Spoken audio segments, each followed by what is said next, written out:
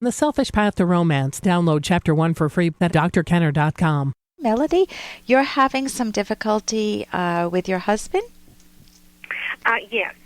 Not difficulty with him, but Okay. he was just diagnosed with Alzheimer's. Okay. And this has come as a tremendous shock because he doesn't have any of the what I would think would precede it. But he's a very healthy. He's 72 years old. Okay. He's a very healthy man. Yeah. He doesn't have heart problems. He really doesn't have any health problems. Period. Yeah. Anyway, he was diagnosed with this, and so when the doctor told us, he was very blunt. Yeah. As I guess doctors perhaps have to be. No bedside manner. Yeah, right.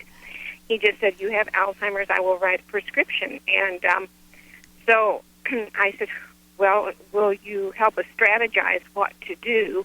And he said, "Yes." He said, "I will provide the strategy." So that was the end of that session. But I did ask for a second opinion because he is our family I was going to recommend that. Yeah, family practitioner.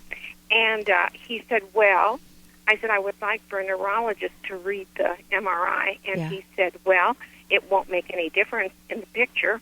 Mm-hmm. And I said, "No, but I think it won't change the film, but perhaps a new set of eyes, a different mindset, a different training. A specialist would see it perhaps a little differently. Are you sure on this diagnosis?" And he pretty much just handed the prescription to us and dismissed it. Okay, so I felt, I'm just venting, I guess, but I want him to have a second opinion.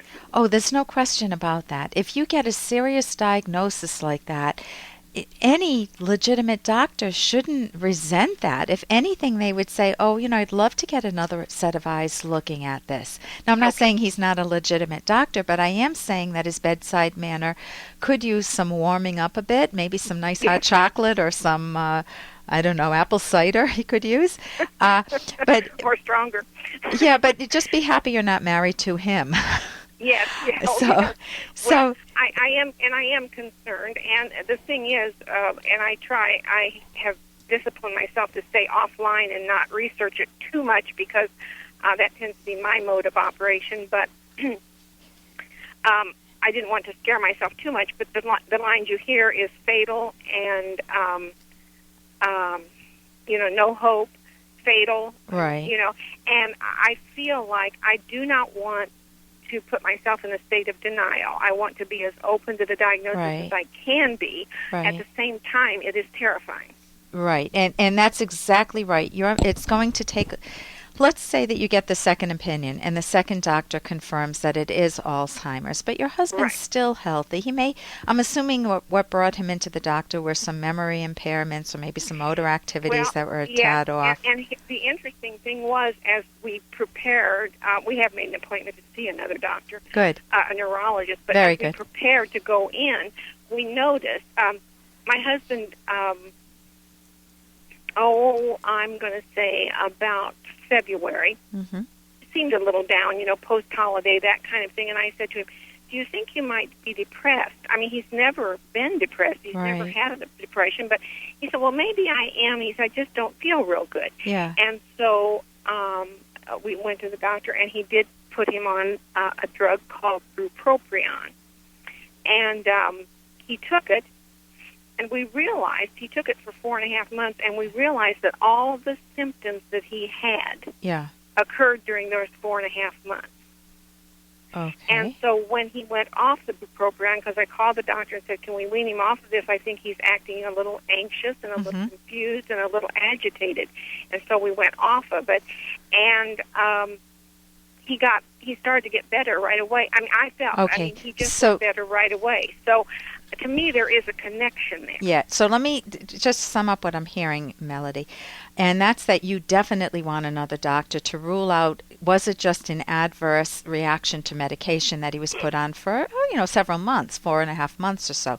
And that you definitely want to rule that out, because medication, I don't know that particular one, but it definitely can give you different symptoms. It can mirror a problem that looks like it's much more serious. Your mind's, if it turns out to be Alzheimer's, you do want to prepare your mind for that. And number one, the two of you do need to grieve. Hey, I got to interrupt this because we've got to pay some bills. 30 seconds, that's it. A very quick ad, and then Ellen will be back. Romance. I wish I knew more about what girls want from a relationship. Boy, I wish I knew more about what I want. Where's that ad I saw? Here it is. The Selfish Path to Romance, a serious romance guidebook. Download Chapter 1 for free at selfishromance.com and buy it at amazon.com. The Selfish Path to Romance. That is interesting. And number one, the two of you do need to grieve. You do need to allow yourselves to cry and to process the fact that if it's the horrible word terminal, it's terminal. And then after, you can't just push that under the rug and pretend that nothing's happening. You want to do some of that, but you don't want to get bogged down in that. Just enough to let your mind connect the dots. Yes. So you're not, as you said, you don't want to be in a state of denial. That's beautifully put. But the other thing that you want to do, as long as he is happy, he might not be happy, but as long as he is around, enjoy it to the max. And one of my favorite examples is my grandfather. At the age of 98, he knew he had a terminal illness. He was on his deathbed, essentially, with, everything plugged in at that age. And I went up to him, and I had read a lot on anticipatory grief and how to deal with it. And it's so important that people still experience that they have choices. And so I'm going in like the clinical granddaughter, and so I looked at him and I said, I was with my uncle, and I said, is there anything what can we do for you, or what would you like to do, and what choice, giving him some choices. And he looked at us and he said, I would love to see a tango. So my uncle and I did a tango for him. Now that has stayed with me from since he died many, many years ago. But what that tells me is that when I know that I have a terminal illness, I want that attitude to milk everything I can out of life. And that's what you want to do for yourself. You will need to strategize if you're going to be the caretaker, obviously. You do need to have some backup and to prepare to nurture yourself, to start to build a parallel life too. That's what it's called. It's really your life. But have some outside activity, whether it's a book club or something else that you enjoy. You're not abandoning him. You're just being reasonable. And here's a little more from Dr. Kenner. I know what Bert is going through. It's the loneliest feeling in the world. It's like walking down an empty street listening to your own footsteps.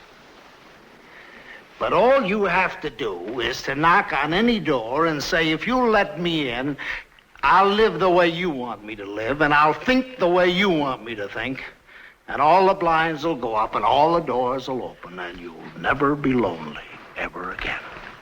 And that is phenomenal. That is from Inherit the Wind, an unbelievably wonderful movie, very principled movie, and that was Spencer Tracy you were listening to.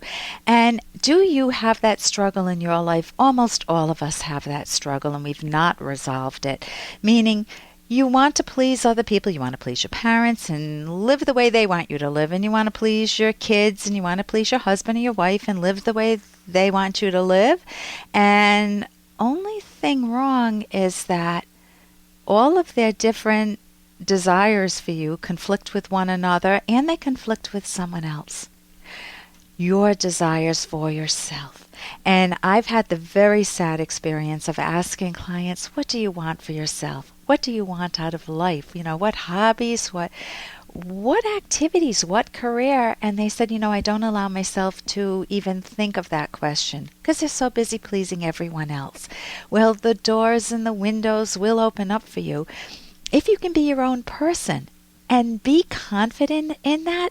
It's not that the doors will all slam, it's that you can become a beacon for other people to also be true to themselves. For more Dr. Kenner podcast, go to drkenner.com and please listen to this ad. Here's an excerpt from The Selfish Path to Romance, the Serious Romance Guidebook by clinical psychologist Dr. Ellen Kenner and Dr. Edwin Locke. In deciding whether to forgive your partner for a major injustice, consider how good is your current relationship? Are you both still committed to it? For example, in the case of adultery, is the adultery a long-term pattern or a one-time event? Is your partner willing to do what's necessary to rebuild trust over time? Are the factors that caused your partner to commit adultery changeable? How deeply hurt are you emotionally? Finally, if you conclude that you cannot forgive, realize that you will not be able to have a warm and loving relationship. Such a realization is often a prelude to separation or divorce.